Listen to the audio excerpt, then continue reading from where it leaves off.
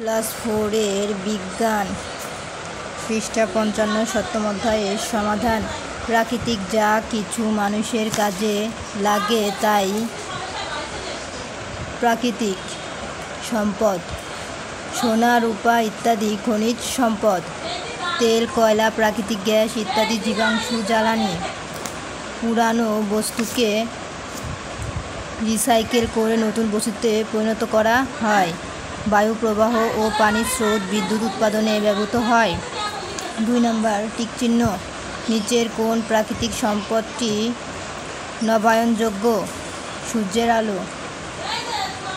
নিচের কোনটি সূর্যের আলোকে বৈদ্যুতিক শক্তিতে রূপান্তরিত করতে পারে? সৌর প্যানেল। শক্তির সর্বাধিক ব্যবহৃত উৎস কোনটি? পানির স্রোত। সংক্ষিপ্ত প্রশ্নের সমাধান। তার আগে মিলকরণ। সোনার সাথে যাবে খনিজ সম্পদ, নদী, পানি সম্পদ, সূর্যের আলো, নবায়নযোগ্য সম্পদ, প্রাকৃতিক গ্যাস, অনবায়নযোগ্য সম্পদ। 4 ধরনের প্রাকৃতিক সম্পদের নাম বলো।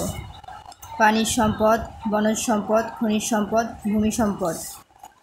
বাংলাদেশের কোন কোন প্রাকৃতিক সম্পদ রয়েছে? বাংলাদেশে সূর্যের আলো, বায়ু, পানি, মাটি, উদ্ভিদ, প্রাণী ইত্যাদি প্রাকৃতিক সম্পদ রয়েছে।